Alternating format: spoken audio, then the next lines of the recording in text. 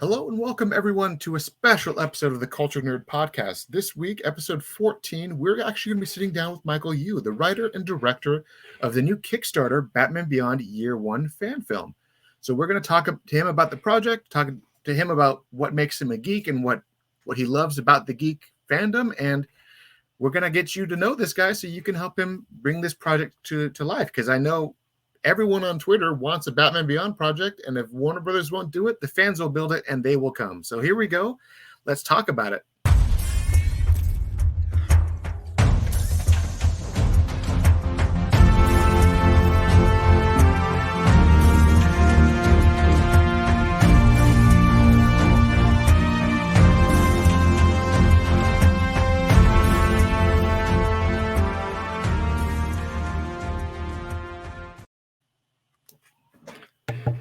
Thank you again for joining us. This is really cool. Yeah, thank you for having me on. I really appreciate you guys, helping out, and you guys have already helped out a lot with talking about the film. So, I'm honored to be on the podcast. Well, I gotta say, when you first sent me your email, it caught me off guard, and then I actually do on the Instagram side of things, We Arts and Chris from his VFX studio, I actually do talk to both of them quite often. So when I saw their names attached to it, I'm like, wow, okay, I have to see what this is. And I jumped over to you guys' Kickstarter and I watched your little intro video. I saw your cast and crew list and it looked fantastic. It looks like quite literally everything I've wanted from a Batman Beyond movie that we should have gotten decades ago. So thank you. Yeah. I mean, one of the, I think, coolest things about this project is we've just been able to bring on so many talented people. So very excited to kind of have everyone, put their minds together and their efforts together and make something really awesome. How did you first get into Batman Beyond? It's I feel like there are now in comic book world, it is a very established storyline, but back for us 90s kids, it was a cartoon and it was like a really big deal. And it was such a great continuation of the Batman cartoon, which had been around forever, and just be like, oh, this is the next chapter. When did you fall in love with Batman Beyond?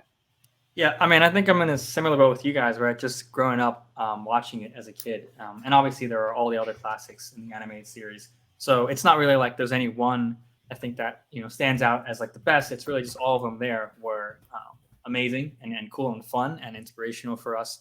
But I think, where it leads to now is that Batman Beyond is just, it's like that last untouched property that hasn't had anything yet. So that's kind of what's been brewing, I guess, for the past few years. But yeah, I mean, it's, for me, it's been a cartoon that myself and also our DP, Ian Hussey, we both kind of grew up on this and we've loved it for a long time. And yeah, it's just been one of those things, over the past 10, 20 years, I think every kind of nerd will have points where they're like, oh man, I'd love to see this property like be made as a movie, whether it's like Halo or something, whatever it is. And there's always been like in the back of my mind, like Batman Beyond, right? Like that's something that I'd love to see. And it's kind of just led to now where it's like, we didn't want to wait any longer, basically. So I would love to talk with you, your inspiration for tech, because again, I think of that cartoon world and it's very blocky. But then when I look at the art behind you and when the title card was up and there was a zoom in on the suit, that suit almost looks like a Dune still suit. You know what I mean? So where are you thinking? What is this tech world? How cyberpunky neon are you going? Where are those influences coming from? Yeah, for sure. I think obviously with Batman Beyond, like what makes it so different than other Batman iterations is that futuristic setting and timeline. So yeah, tech is a big part of what we've talked about on the project.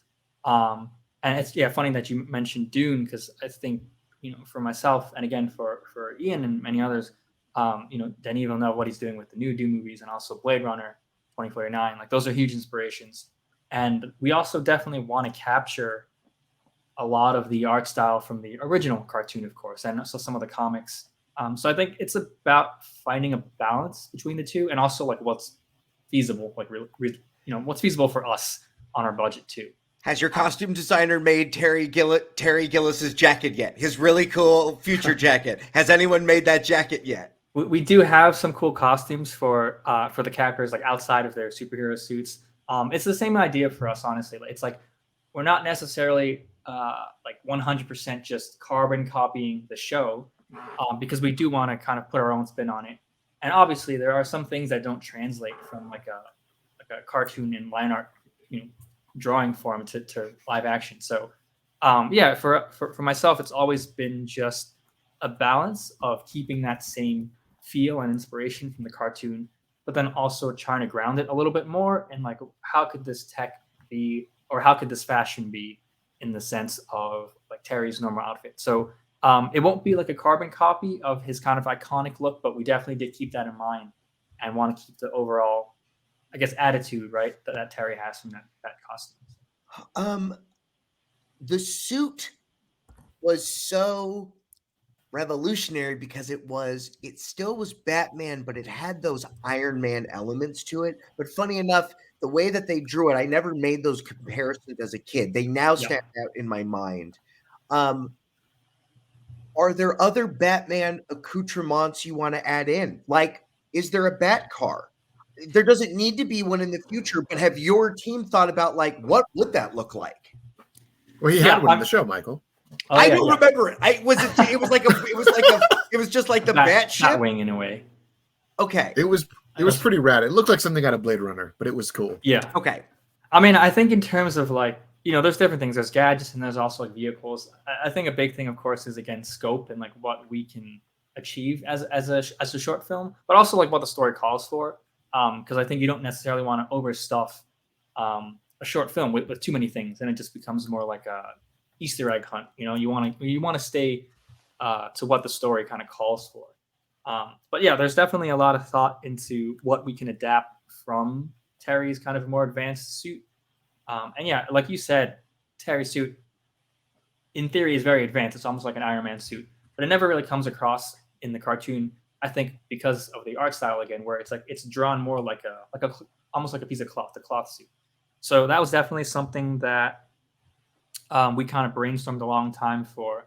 And it's funny because I did spend a lot of time also online just seeing what other fans thought, like in terms of the design. It's like, how does Terry's suit work? How would it work if it were in real life? Like, what is it made of? Is it flexible? Is it kind of more hard surface material?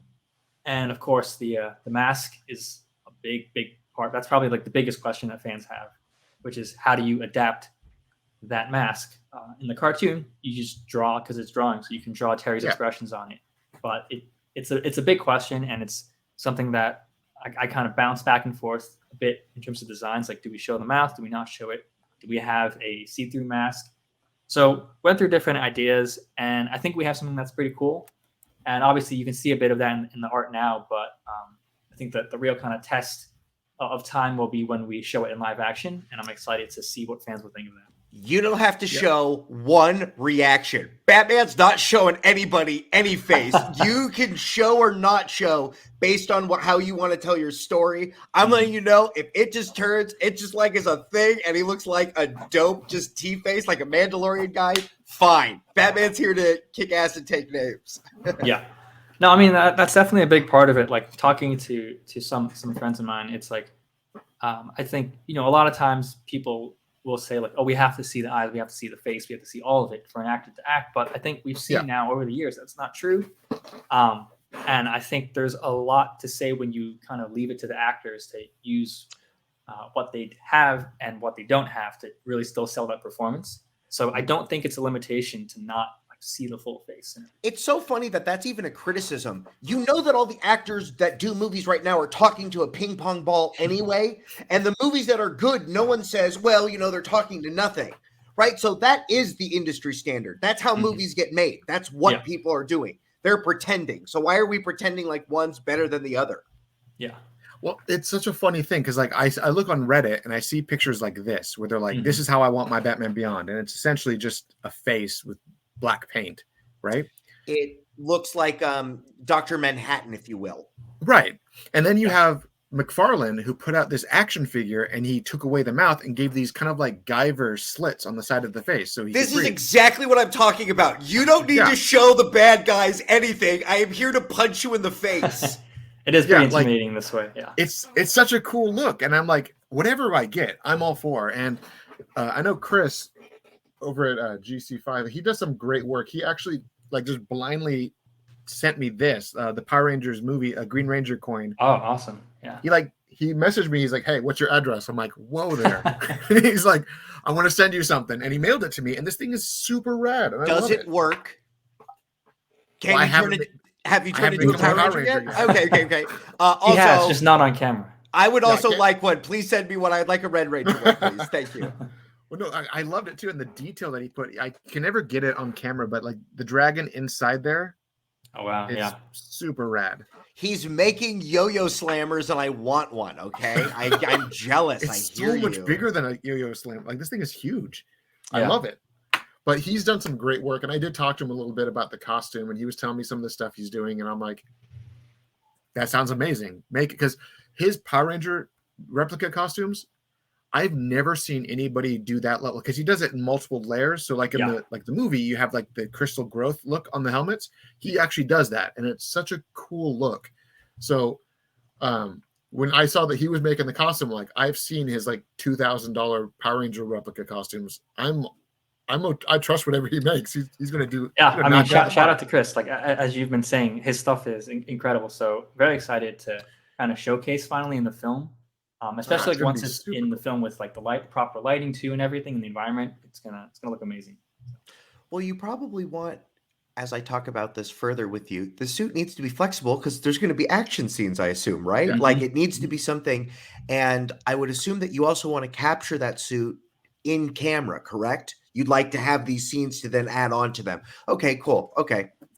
Yeah, no, that's a kind of big, important part that I talked to Chris about is making sure that the suits work functionally for performers. Because like, as you said, we do have some pretty intense action scenes planned.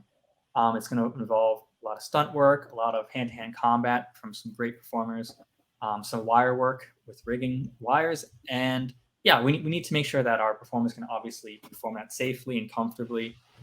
So yeah, I think, one thing I talked to Chris about is making sure, when you're designing costumes for film specifically, that's like it's a different subset than just making a costume for sake of display, right? You have to take into account like how the pieces are going to be to allow flexibility, also room for the actors to breathe properly and see properly. So these are all things that Chris took into account and handled very well. So I think we're going to see how it works out in about 2-3 weeks with our performers, and hopefully they thank us for the. I think you're doing a better job than most, because you hear horror stories of like, oh, they put me in the Black Panther suit and I couldn't move, and it's like, okay, so even the fact that you're thinking about it in the early planning stages is great. Yeah. And to go for people who don't know who he is, GC5FX, I'm going to just pull up his page. This is the Pink Ranger suit that he posted just a few days ago. No, back in October. He doesn't post a lot apparently. But this suit, if you look at the detail he puts on these things, it's movie quality. Yeah. Like across the board. So if this is the level of work that he's doing just for his own personal stuff, I cannot wait to see what he does. Like this is his Batfleck cowl, and it has the same texture as the real one, which is show me that fantastic. 90s Robin suit. Oh, the BVS Robin? No, or the other Robin. No, show me the Chris O'Donnell Robin. Yeah, all right, Chris O'Donnell Robin. That's the gun he used to heat up the water when Batman turned into an ice block.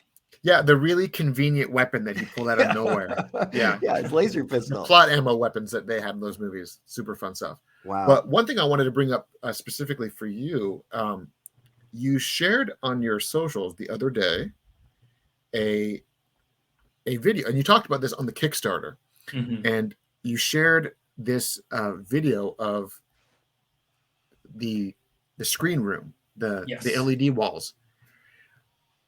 I have been blown away by this technology from the beginning, and seeing that you guys are rendering this stuff and getting it loaded up like this is just absolutely fantastic. You sent me some of the concept art, some of the pictures that you guys are doing for the movie.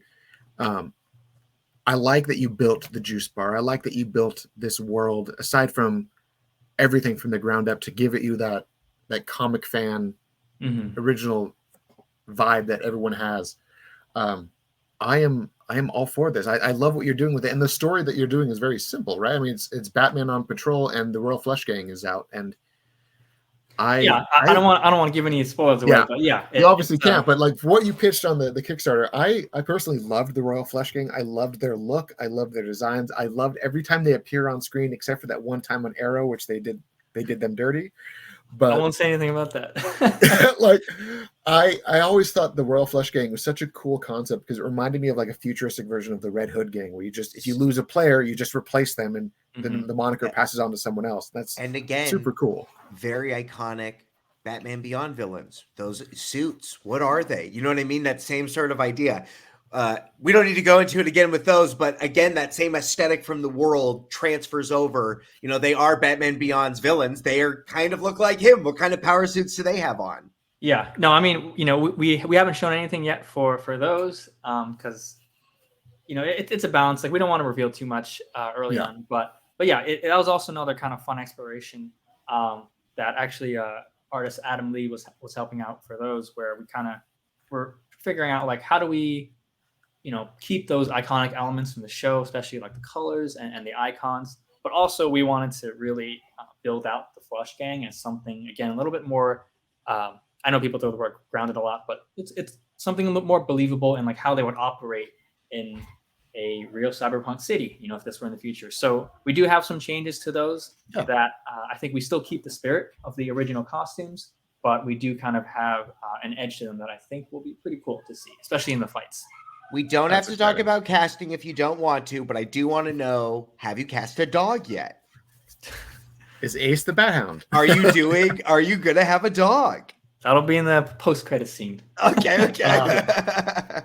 So with your action designer, Jay Kwan, I saw when his name came up, I'm like, I know who this guy is. Let me see why have I seen him. He worked on Shang-Chi, the new Knights of the Zodiac movie, which I am super excited about, and I don't think enough people are talking about.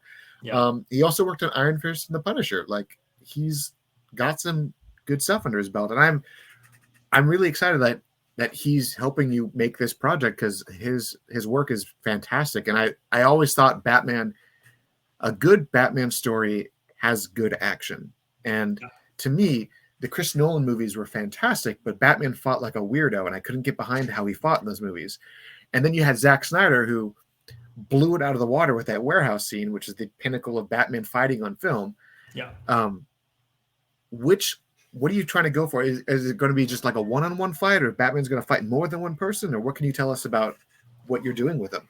Yeah, so the action is honestly like one of the things I'm most excited about, just because the team is phenomenal, and we've been rehearsing, we've been doing previs, and the things that these guys are coming up with it's just crazy. Like my mind was blown seeing them work. But yes, I agree. Like action is a big part of Batman, and Terry is so different than Bruce in the way that he fights. It's a whole new person. It's in the future. So that was something that we wanted to showcase in a very cool and unique way. I would say that, we definitely do take inspiration from, I guess, how intense and like into it the BVS fight was with Batfleck. Okay. But I would say it may not be as large scale in terms of how many opponents he's fighting. Right. But we definitely are going to keep that same ferocity in the fighting. And also the fighting style is different. Terry is a younger, much more, I wouldn't say more athletic, but he's a much more agile, right? He's like almost more acrobatic in the fighting style that we've seen in the cartoon. So that's something we want to capture just in the way that he fights and also with the suit that he has. So yeah, it's going to be very cool. It's going to be fighting, I'll say it's a few people, but it won't be like a giant crowd. But yeah, we have hand-to-hand combat. We have him using gadgets. We have the villains also using different gadgets to keep up with him. So it's gonna be cool. Yeah, for sure. But that was also the point of Batman Beyond, that you could now have a smaller Batman because the suit is going to also elevate those Amplified. things. Yep. Yeah. Regular Batman sacrificed his whole life, has to go train all the time and, punch and cry about his parents. He was the only physically person, and eventually, I mean, look at, by the time we see him in Batman Beyond, he walks with a cane. I mean, he can barely, you know what I mean? Every time it's funny watching that show now, watching other animated show like, My Hero Academia. And I think back of those shows when Bruce Wayne comes out again, it's like, oh, when that one time All Might did one more fight. There was one more fight inside of him. And it's like, right, he walks with a cane now. He's broken. Yeah. And one thing I always love, because Terry McGinnis is like 16, 17. He's supposed to be really young, but the suit makes him overpowered. And in the TV show, he does fight more like Nightwing than he fought like Batman, because the suit gives him that added, like, his weight is down, but it makes him physically stronger. So he's a lot more agile. So I always love that. The jet boosters too, and the wings. Yep. Yeah, it's a lot more acrobatic in the fighting, which I think and it's always super fun. And so many questions I have that I know you won't answer. Don't make him answer it, okay? He just said jet boosters and wings. I know. He said jet boosters and wings. Yeah. I know. We haven't talked about his invisible camouflage, which of course is going to be there because it's going to look great on film, but we're not confirming or denying that right now. I always see that, like, the way you do it is just no different than like Harry Potter. You just don't show anything for a while, then all of a sudden, boop, here I am. Like, or you go full Predator and just have this like blurry silhouette running around. But either way, is one thing I want to ask, is your Terry, is he still a teenager or is he now a young adult? He's still a teenager. More, like for me, when trying to think about how to write Terry and like what age to do him and also his peers, we did age him up a little bit. So we're saying that he's kind of 18, but he's still going to be in high school. And, our story is not it's not an origin story. So we are taking place a few months into him already having been Batman. So that way we don't have to necessarily spend time in a short film with so little time trying to explain things and pick up the momentum. Like, we're starting in the thick of it already. So he's a little bit older than, he would be at the start of the cartoon. But that, again, allows us to, I think, buy into the fact that he is a little bit more experienced and he knows how to fight a little bit more now. It's crazy. But we do want to obviously keep that high school teenage element, because that's what makes the show what it is, right? Like, it has that Peter Parker element to it, right? It's like, how do you balance the life of a high schooler with the life of a new superhero? So that's an important part that we want to keep. It's not, one thing I want to say, that the film, it's not just about the action. It really is about the character of Terry, the drama there, and also him discovering relationships and how to juggle that. So again, I don't want to reveal too much, but one important part is his relationship with Melanie, and so we want to keep that kind of conflict of interest there from being a high schooler in our film. Yeah. When you talk about these archetypes like this, every nerd show is about high school aged blank, and we see them at the local from Wednesday. I mean, just down the line, it's this idea over and over again. When you were saying all of that, I was so blown away that I'm so happy that you're picking up this mantle. It's crazy that no one has broken down Batman Beyond and those type of archetypes, because that is so a thing. And when you hear about those things, it's like, right, even though it is Batman in the future, we are still dealing with the same things we have to deal with, the things that hurt our lives, the things that we're still dealing with today. Yeah. I mean, I think that's what made the original cartoon so relatable for kids growing up, right? Because it is about a kid Batman, so to speak. So, and obviously that there are Robins and other things like that, but I think having this specific scenario that they made with Terry was, again, very relatable for kids. So that's something we want to keep that same energy for kids and teenagers now, but also, of course, adults like us who've grown up with it and still kind of yearn for that. So Batman Beyond came out 24 years ago. I was a middle schooler, like eighth grade. It was like right before we started high school that show premiered, and it was fantastic. You did say something though that may be a spoiler, but also not if you actually watch the show. You said that his the love interest was Melanie, and that was Melanie Walker, the 10 from the Royal Flush Gang, which was a plot point. Spoilers. Is I'm just kidding. That's another is Dana in the show too? Is there going to be like a love triangle angle, or is it just he and Dana broke up because she can't deal with his crap anymore, like she did repeatedly in the show? Yeah, I mean, for us, it's again like trying to figure out how to balance like what everything we would want to do if this were a bigger project, and also what we can feasibly do as a short. So Mhm. for now, we don't have an on-screen Dana, but again, it's not like that's not because we don't want the character. It's more just we have to kind of pick and choose what we can Right. do. Like quality over quantity here. So we Right, want to right. focus like on the characters that we can really just spend time on. So in this specific story that we're doing, I will say that we are focusing more just on Terry and Dana, and that'll tie into the fight as well. So it kind of works out more that way. Was there ever a Robin introduced in the Batman Beyond world? In the comics, yes, not in the show. What's the suit look like? The Batman Beyond Robin. Yeah. Let me see if I can find it in the comics. It looks essentially like I mean, what you'd in expect. the movie, Do there's the, also do the years go like a different way? No, let me just save you. Let me pull it up real fast. Okay. It was I think it was his brother that became it. Yeah, it was Terry's. It was Matthew who became Robin in the comic. Mhm. And I hate the internet sometimes. He just followed his brother to the Batcave one day. Well, no, I mean, for people who actually watch it, this shouldn't be a spoiler, but I'm going to throw it up there anyways. Spoiler alert.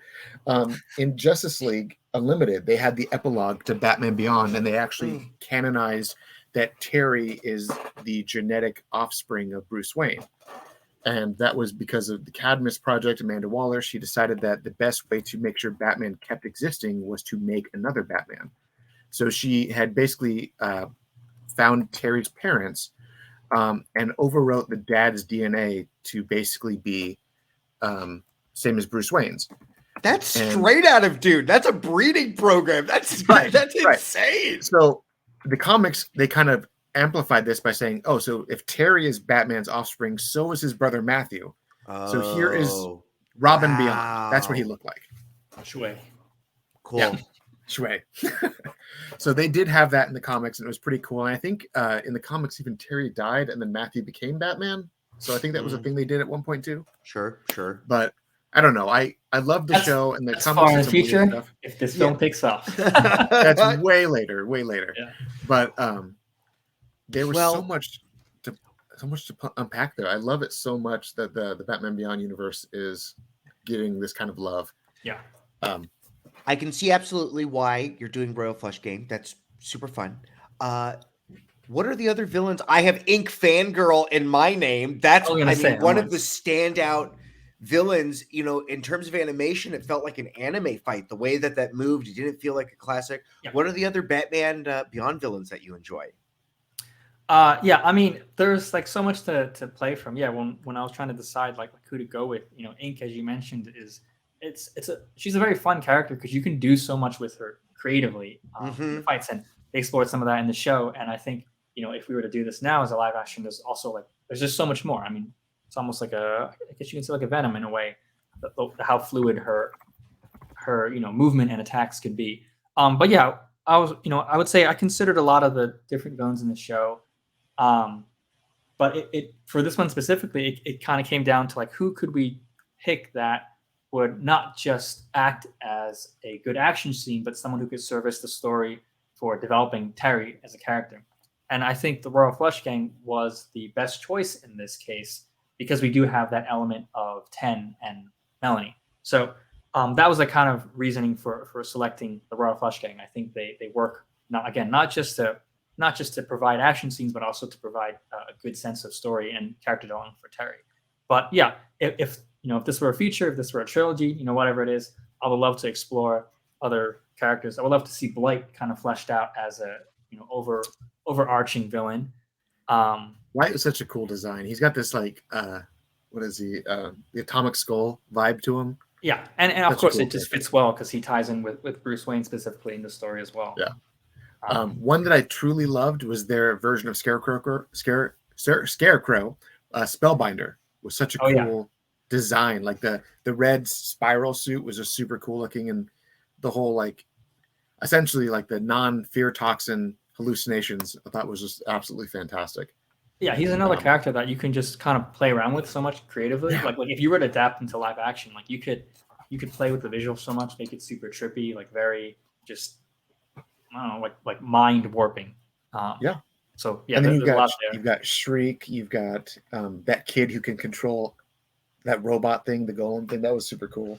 Yeah, yeah. Shriek's another one that I would love to see kind of fleshed out. You know, his story in the show is a little bit short, but I think like if if you kind of gave him the time to maybe change his arc a bit, you could do something really cool. Because yeah, I mean, a villain who is dealing with sound and audio, that's like the perfect medium in live action, right? It's like think about like a sound designer can just go crazy with that. It's like have fun, right? It's like do things that are crazy and scary and creative with how he interacts with Batman. So yeah, Yeah. Shriek I think would also be a very cool villain to play with. And I've always kind of felt Shriek has got some of the best futuristic designs on the show. Like he Right. actually is one of the characters that had the design that screamed future. Yeah, Everyone else, future I'm like, impact. I could see Batman fight this guy, but he was the only character that looked like he belonged in the future. Yeah, Such a for cool sure. design. You wanted to see a Batman Beyond thing. You are manifesting it into reality. In another universe, there's another project you work on. What other things rattle in your brain that you're like, man, I wish there was this thing, because you might make it one day. So what other things rattle around in your brain? Oh, there's too much. I would say there's a lot of like original stories that would be cool to make into features, but when it comes to adaptations, honestly, like talking again to our DP Ian, we both are huge fans of Halo, and there's the Paramount series now, but like we would love to turn it into something more like a feature trilogy, right? Something that has like a giant movie budget. And I Yeah. think you can do a lot with that. I love obviously the games, but also a lot of the Halo books growing up were something that I read. So there's a lot to explore with Halo. And what else is there? Bioshock. I would love to turn Mm. Bioshock into just again like a mega scale trilogy. I mean, the games write themselves already. They already have like a perfect storyline, so it wouldn't be difficult to adapt in terms of the writing. So I think Yeah, and for that, it really just is a matter of the budget and what you can get Yeah. from it. well, but we're in a world where the Last of Us show performed substantially better than I think anybody thought. And to be honest, BioShock is it. And if you could up the budget of one of these shows, and you're right, it would probably have to be pretty significant, but they would build that stuff. And, a Big Daddy on screen is going to look good. It's just going to have that Game of Thrones vibe. Yeah, definitely a lot to do there. And like I said, like the stories they wrote for Bioshock are already perfect. So it's like it's just waiting there to be mined. It is. It's super cool. Yeah. But one thing I wanted to ask, and I know this is, you said before, quality over quantity, and are we going to see the Batcave? Are we going to see the trophies, even as an Easter egg form, like just behind Bruce? Are we going to get to see like just his wall of all the stuff he kept, like the illegal confiscator of villains' weapons? I will say that as of now, that is a TBD. It is something that I do want to show. It's a matter of what capacity we can do that. Right. And so the better the Kickstarter does, the more it leans towards being able to show more. So yeah, it is something that we've talked about and thought about, and we do have some ideas for how we can show that in a kind of more limited and controlled way. But yeah, I think it depends again on what we can achieve in the time that we have. So yeah, it's on our list, and I hope that we can You can hit do that it. list. Just use the tricks from the 30s to get the penny, get the playing card. That's all you need. Just the penny and the playing card. And the T-Rex. I'll throw that in, yeah. But on that note, I don't want to take up too much of your time. We said that we would try to wrap it around this point. So as we wrap, is there anything that you want to say to the fans? Anything that you want to bring up? Anything that you want to say thank you or I mean, encouragement wise?